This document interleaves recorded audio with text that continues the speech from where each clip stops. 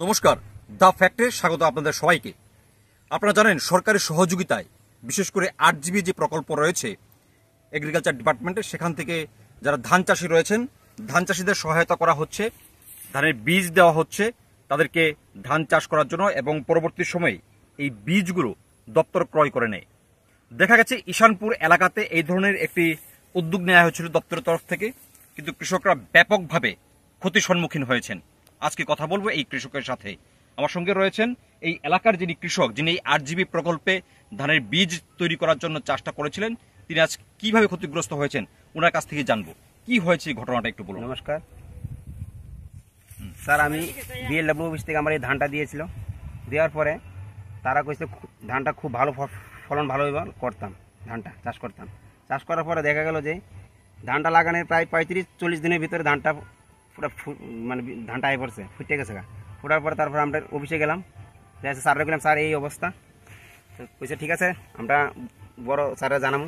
তবে আমার ক্ষেত্রে আসছিল তো আমরা এসে স্যার দেখে গেছে। তারা দেখার পরে যে কইতাছে ঠিক আছে, তোমরা আমরা কিছু একটা সাহায্য করতে পারি, চেষ্টা করুন। তারপরে আমরা প্রত্যেকদিন অফিসে যাইতেছি বা ফোন করে খবরটা বলি স্যারের দ্বারে। স্যারে কইতেছে তোমরা আবার যাও।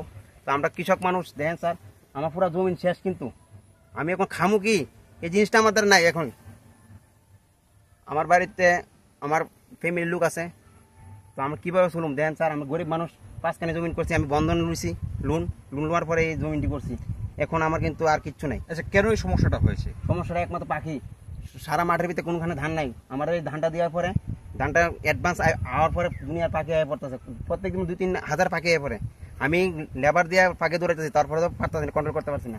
সকালে আই, সন্ধ্যার সময় যাই, তারপরে রাখতে পারছি না, প্রচন্ড পরিমাণে পাখি আয় পড়তেছে। এবং আপনাদের এই এলাকাতে কজন কৃষকের সাথে এমনটা হয়েছে? আমরা 2 জন কৃষক। পুরো জমি নষ্ট, পুরো একদম একটা ধান নাই, দেখেন আপনারা, কোনো ধানই নেই, মোটামুটি নাই ধান নাই, বন কিচ্ছু নাই এখানে। মোটামুটি কত পরিমাণ জমিতে আপনারা এই ধান চাষটা করেছিলেন? আমরা টোটালি আপনার 2 হেক্টর জায়গা, 2 জনের, 2 জন 2 হেক্টর জায়গাতে। এই গোটা জমিতেই কি আপনাদের এই ধরনের সমস্যাটা হয়েছে? আমরা হ্যাঁ 2 জন কৃষকের হয়েছে, আমার আর একজন গৌরাঙ্গ দেবনাথ। আপনারা এই জমিতে যে ধান গাছগুলা তৈরি হয়েছে এগুলো কি মানে বন হিসেবে, খড় হিসেবে বিক্রি করতে পারবেন আপনারা? কিন্তু এই নাই তো, কি করুম না, এই খড় হইতো না, এখানে ধান হয়েছে না, খড় করতে হইব, কিচ্ছু নাই, আমি কিচ্ছু পাইতাম না। কি পরিমাণ মানে আর্থিক ক্ষতি হয়েছে? আমার 60,000 টাকা খরচ হয়েছে আমার ব্যক্তিগত এই জমিটার ভিতরে, সম্পূর্ণ এখন অব্দি 60,000 টাকা। আপনারা এখন কি চাইছেন? আমি চাই যে গভর্নমেন্ট যদি আমার কিছু সাহায্য করে, এটাই চাই। 2 জন কৃষকের এমনটা হয়েছে? হ্যাঁ, 2 জন। দেখুন, এই এলাকার যিনি অত্যন্ত মানে গায়ে খেটে যারা এই ফসলটা উৎপাদন করেন, দপ্তরের তরফ থেকে আশ্বাস দেওয়া হয়েছিল যে ধান উৎপাদন হবে সেই বীজ দপ্তর ক্রয় করে নেবে, কিন্তু সেটা অনেকটাই আর্লি মানে ম্যাচিউর হওয়াতে তা আজকে সেই ফসলটা ঘরে তুলতে পারছে না, সমস্ত ফসল পাখি খেয়ে ফেলেছে। এখন প্রয়োজন দপ্তরের সহযোগিতায়। এখন এই এলাকার ক্ষতিগ্রস্ত 2 জন কৃষক দপ্তর কি সহযোগিতা করে সেদিকে পথ চেয়ে। Suman Mahalanobis, the fact. নমস্কার।